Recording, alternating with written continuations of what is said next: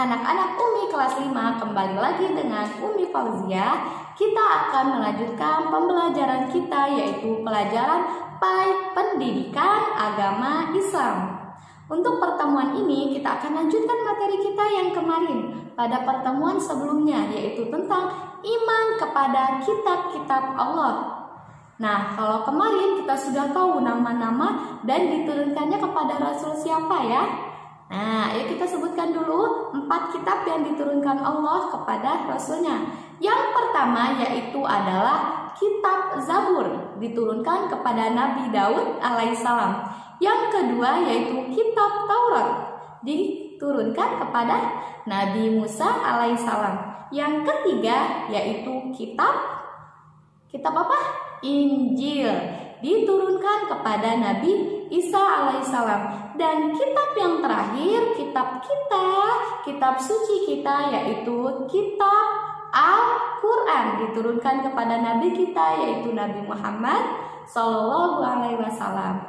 Maka hari ini kita akan lanjutkan materinya, yaitu meyakini Al-Quran adalah kitab yang terakhir. Dan kita akan mempelajari juga mengetahui isi pokok kitab suci Al-Quran.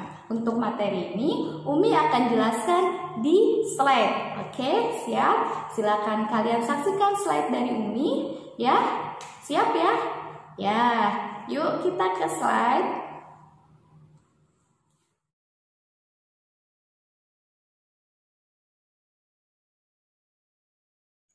Meyakini Al-Quran sebagai kitab terakhir. Nah, anak-anak Umi, jika kemarin Umi jelaskan Allah mempunyai 4 kitab, ya, kitab Zabur, Taurat, Injil, dan Al-Quran, maka salah satu kitab-kitab Allah yang wajib kita yakini dan kita percayai sebagai umat Islam hanyalah Al-Quran. Al-Quran merupakan kitab suci Allah yang terakhir, diturunkan kepada baginda kita yaitu Nabi Muhammad Sallallahu Alaihi Wasallam. Al-Quran juga sekaligus sebagai bentuk mukjizat yang terbesar bagi Nabi Muhammad atau bagi seorang Rasul. Dan Al-Quran adalah kitab suci umat Islam, kitab suci kita ya Naya, kitab suci orang-orang Islam. Dan yang dimaksud dengan Al-Quran adalah semua firman Allah yang diturunkan kepada Nabi Muhammad melalui perantara malaikat Jibril. Bagi siapapun yang membaca Al-Quran akan mendapat pahala. Jadi kita jelaskan kembali bahwa Al-Quran itu bukan perkataan Nabi Muhammad ya, apalagi buatan Nabi, tetapi Al-Quran adalah perkataan Allah, firman-firmannya Allah Subhanahu wa Ta'ala. Allah berfirman dalam Quran surah Al-Maidah ayat 48 yang artinya, dan kami telah menurunkan kitab Al-Quran kepadamu atau Nabi Muhammad dengan membawa kebenaran, yang membenarkan kitab-kitab yang diturunkan sebelumnya dan menjaganya. Maka putuskanlah perkara mereka menurut apa yang diturunkan Allah. Dan janganlah engkau mengikuti keinginan mereka dengan meninggalkan kebenaran yang telah datang kepadamu. Nah, menurut ayat yang tadi Umi bacakan, bahwa Al-Quran itu diturunkan untuk membawa kebenaran. Maka Allah memerintahkan kita semua, kita umat Islam, untuk menjadikan Al-Quran sebagai pedoman hidup kita. Karena di dalam Al-Quran itu memuat banyak sekali pedoman hidup, seperti tauhid, toharoh, muamalah, dan lain sebagainya.